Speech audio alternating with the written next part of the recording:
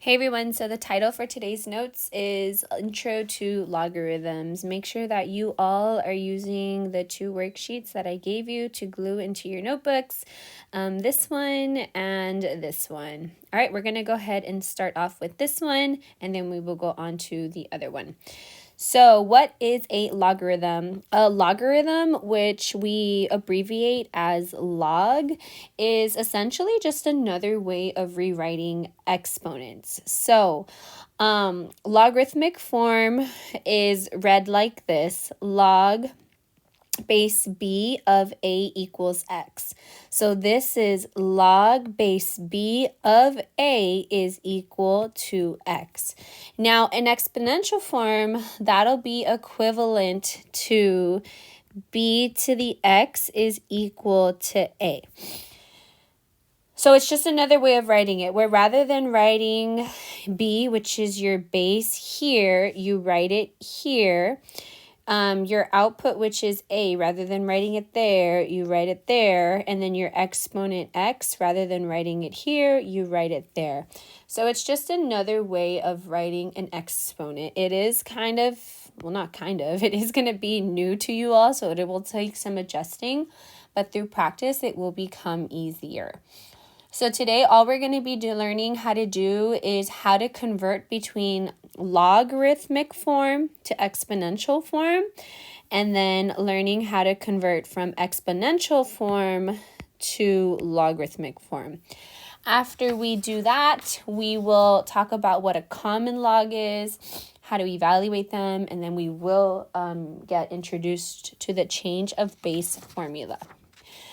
All right, here we go. So let's start off with these, how to convert from logarithmic form into exponential form.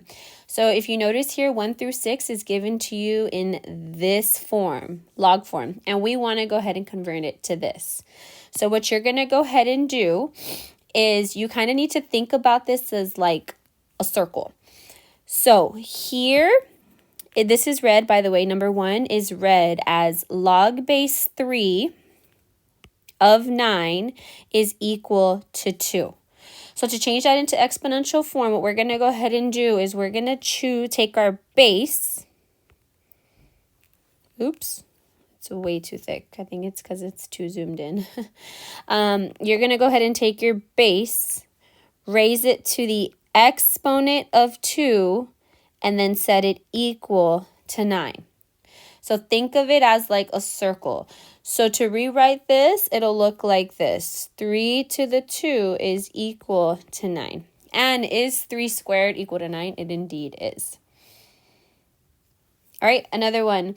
I don't know. We'll do 3. Rewrite number 3 into exponential form. So what we're going to go ahead and do is, the original question is log base 7 of 1 is equal to 0. So to rewrite this, let me make it a little bit thinner. How do I do that? TBH? I don't know. I'm just going to skip it. I guess I'll just zoom it out so it's not so thick. I'm going to take my base, raise it to the exponent of 0, and then set that equal to 1. So 7 to the 0 is equal to 1. Is 7 to the 0 power equal to 1? It indeed is. Remember, any number raised to the 0 power is equal to 1. All right, so that's how you convert from log to exponentials. These are kind of easy. You're just getting familiar with identifying a base, the exponent, and like the result, the output of a log. Okay, I'll try one of these fraction ones to kind of show you. So like, for example, number 5, we have log base 4 of negative 2 is equal to 1 over 16. And is that true? Well, 4 to the negative 2 is equal to 1 over 16. That is indeed true, because remember, to make a negative exponent positive, you essentially move it to the denominator. So to be 4 squared is equal to 1 over 16, and 4 squared is 1 over 16. So that is also true. Okay, that is converting from log to exponential form. You guys are expected to do 2 through 6 and have those complete by Thursday, please. Let me know if you have any questions. Now let's go the other way. Let's go from exponential form to logarithmic form. So I will go ahead and start off with number 7. Then I'll probably just do like one more for you. So in this one, you need to determine what your base is, what your exponent, and what your output is. And in this case, you see that you're, so to write it in log form, the first thing you're going to go ahead and do is write the function or write the word log. And then you're going to identify your base, which is 14 of 196 is equal to 2. So this one's the opposite. You're taking your base and you are putting it, oops.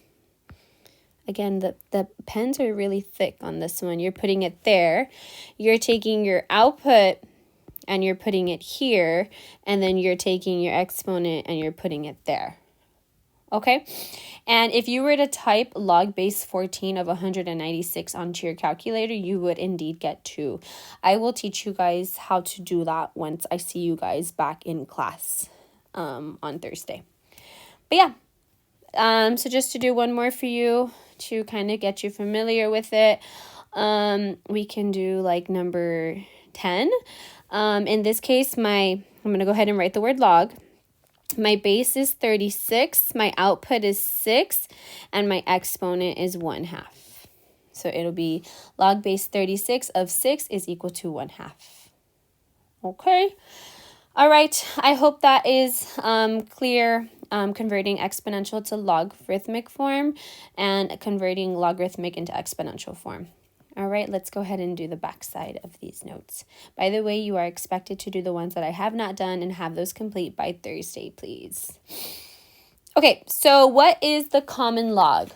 So the common log or the common logarithm is essentially a logarithm with base 10. And whenever you have a base of 10 in a logarithm, we actually don't ever write the base. So like right here, you see log base 10 of x. This is equivalent to just the log of x. And why is that? Because whenever you have a base of 10 of a log, that is a very special log. It's so special, it has its own name. It's called the common log. And it's also so special that you don't even need to write the 10 there. So this is like the first and the only time you're ever going to see log base 10 of x. They're always just going to write it as the log of x. And whenever you don't see a base there, it is implied or assumed, I should say, that the base is 10. And they're not going to put it there for you. You just need to know that this is the common log with the base of 10. So here, what we're going to be doing in these examples is we're going to be evaluating logarithms. As you're gonna notice here, like number 15, although we don't see a base there, it is expected for you to understand that the base is 10. Okay. All right, so it says directions. Use your knowledge of exponents to evaluate the following logarithm. So for these, we're going to challenge you to not use your calculator. We are just going to evaluate them using our understanding of exponents. So here, how would we rewrite this? Well, my base in number 13 is 7, and this is my output. So you can represent this as 7, again, super thick, sorry. 7, we don't know the output, we don't know the exponent, to the x power is equal to 49. What is the value of x? 2. Because 7 squared is 49. And I'm telling you right now, if you were to type this onto your calculator, log base 7 of 49, you would get 2. But again, I will show you guys how to do that in class. Let's try another one. Let's do 16. So 12 to the x power is equal to 1. What power of x gives you an output of, what power of 12 gives you an output of 1? Well, you should know anything to the 0 power is equal to 1. So that one should be x equals 0. I'll do one more just to have you kind of get an understanding here. Let's do number 17. So our base here is 2.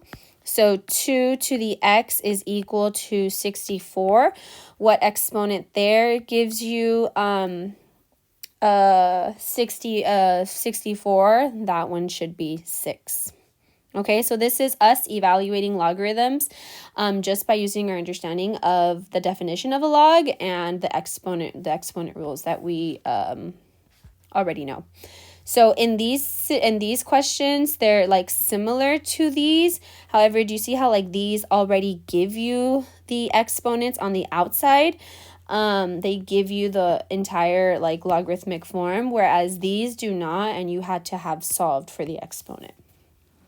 Okay, go ahead and try the rest of them. Ask me in class on Thursday if you have any questions. Okay, final examples here.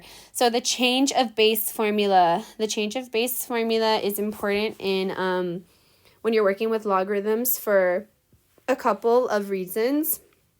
And this is why. So it says, some logarithms are not as easy to evaluate as those above and will require what we call the change of base formula. So like here in all of these, you are able to easily find the exponent that gives you this output. However, it is not always going to be those clean, nice numbers. So when that is not given to you, you are expected to know how to do the change of base formula. And also if you don't have a calculator that allows you to change the bases of your logs, then you have to know how to change the base by using the change of base formula.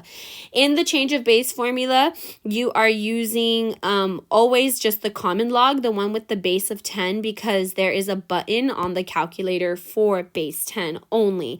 Some calculators, like I said, allow you to change the base of your logs, but for those of them that don't, you would have to resort to the change of base formula.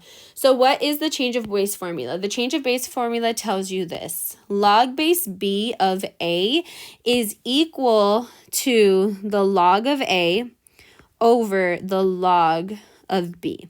So this formula allows you to evaluate logs when the given base is not 10. Because it's log base 10. Okay, so directions, evaluate each log using the change of base formula. So the log base 16 of 64. Well, for this one, like I said, if you try to do it like we did above, that would be like 16 to the power of x is equal to 64. And that's obviously not as easy to determine, like what exponent here gives you an output of 64. Yes, there is some like change of base solving that you can do here, like the ones that we did back last week, I think. These. Like it can look something like this. But sometimes the numbers are not that simple as well, and you could resort to logarithms to help you solve this. So you could treat this as log base 64 over the log of base 16. And then you can just type that directly onto your calculator to figure out what the output is of this logarithm. So the way that you would do that is, I wish I had our calculators, our blue ones. I don't have one here with me at home. Is you would just type it onto your calculator. I guess I can just use like Desmos maybe. Maybe Desmos will work. Let's see. So we can type in, let's see here, do they have log? Go to functions.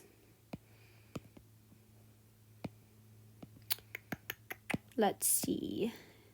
Yes, they do. So under the calculus section of functions, there's that third option that says log. So go ahead and put the log of 64 over, close those parentheses, and then put that all over the log of, what was it, 16, I think? And you'll see here that the log of 64 over the log of 16 is evaluated to 1.5.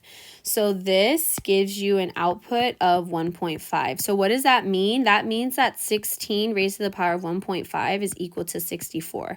Again, you can always verify that by going back onto here, typing in 16 to the exponent of 1.5.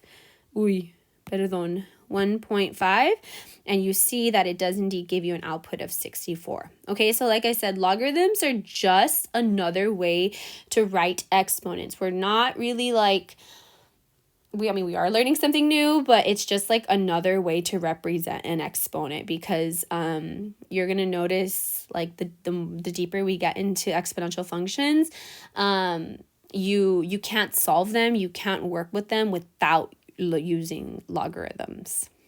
Okay, so just for these, all you're doing is just evaluating the log using the change of base formula. So I'll do one more for you.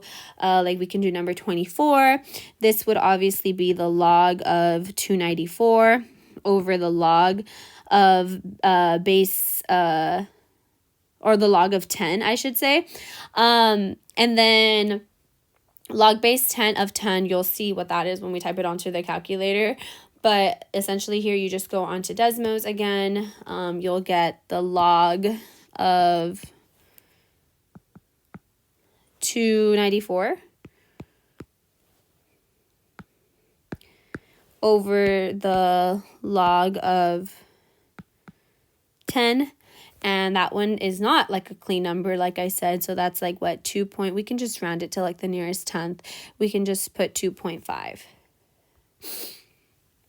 This is equal to 2.5. Okay, so all we're doing for these are just kind of getting familiar with logs, learning how to write them in both logarithmic and exponential form, and then learning how to evaluate them. The ones that are nice, pretty numbers, and you can just evaluate them with your knowledge of exponents, versus the ones that are not so nice and pretty, and you have to use the change of base formula to evaluate the log. All right, make sure you guys finish the rest of these questions. Let me know if you have any questions. We will go over them on Thursday. Thanks.